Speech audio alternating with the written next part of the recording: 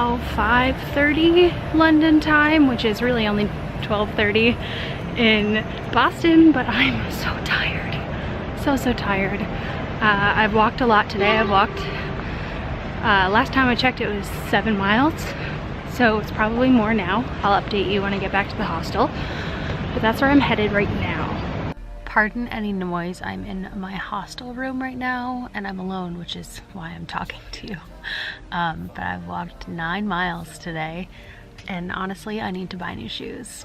These, I don't think you can tell, but like the back is almost coming through now, and the other shoe, the like sole of the shoe is just totally messed up, and that's my bad for not bringing proper shoes, but I don't want to bring running sneakers, which I might just buy tomorrow.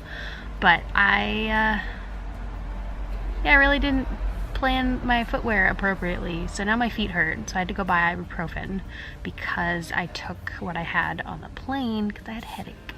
The first day I'm in a place, I usually just kind of walk around, get my bearings of where I'm staying and where things are in relation to that. And yeah, that's what I did. I didn't officially meet the guy in that bunk on the top, but we were here, like we got here at the same time. And then this guy, his name is Griffin. He's really nice, he's from Australia. He just went to go get food and see a musical. But we chatted for a little while, and I'm just organizing all of my shit.